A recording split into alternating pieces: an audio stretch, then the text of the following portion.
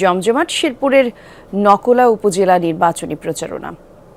শহর থেকে গ্রাম কর্মী সমর্থকদের নিয়ে প্রার্থীরা ছুটছেন ভোটারদের দ্বারে দ্বারে। উঠান বৈঠক, উন্নয়নের নানা প্রতিশ্রুতি দিয়ে চলছে ভোটারদের মন জয়ের চেষ্টা। ভোটাররাও সতর্কতার সাথে পর্যবেক্ষণ করছেন কাকে ভোট দেবেন। 100% কপার কন্ডেন্সারে তৈরি ভিশন ফ্রিজ, তাই গুণে মানে অটুট থাকে বছরের পর বছর।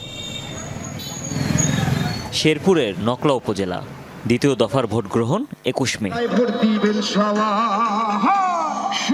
চেয়ারম্যান পদের লড়াইয়ে মাঠে আছেন 5 প্রার্থী। শেষ মুহূর্তের গণসংযোগে এক মুহূর্ত সময়ও অপচয় করছেন না তারা। কর্মী সমর্থকদের নিয়ে চষে বেড়াচ্ছেন অলিগলি, দিচ্ছেন উন্নয়নের প্রতিশ্রুতি। ভোটযুদ্ধে এগিয়ে আছেন সাবেক উপজেলা চেয়ারম্যান অ্যাডভোকেট মাহবুবুল আলম সোহাগ। 2018 সালে উপনির্বাচনে 1 বছর চেয়ারম্যানের দায়িত্ব পালন করেন দোয়াত কলম মার্কার এই প্রার্থী।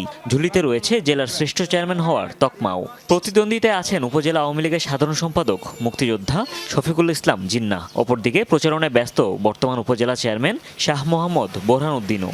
নকলার বিভিন্ন অফিসে সাধারণ মানুষ যাতে হয়রানি না হয় এই জন্য আমি চেষ্টা করেছি এবং এইসব কার্যক্রম এবং আমার সততা এবং দক্ষতার জন্য, কর্মনিষ্ঠার জন্য আমি শেরপুর জেলার শ্রেষ্ঠ উপজেলা চেয়ারম্যান হিসাবে নির্বাচিত হয়েছিলাম 1 বছরের মধ্যে। প্রার্থীরাই চেষ্টা করবে সেখানে তাদের লোকজনকে উপস্থিত করার জন্য।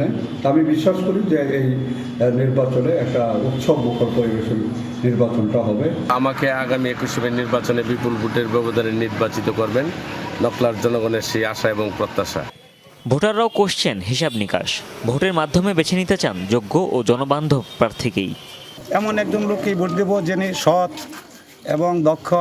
নির্বাচন সহজ সহল থেকে ভালো মানুষ থেকে ভোট দেবো। গরমের মধ্যে ভোট দেওয়া খুব কষ্ট, তারপরে যাবো ভোট দেওয়ার না, ভোটের অধিকার আছে।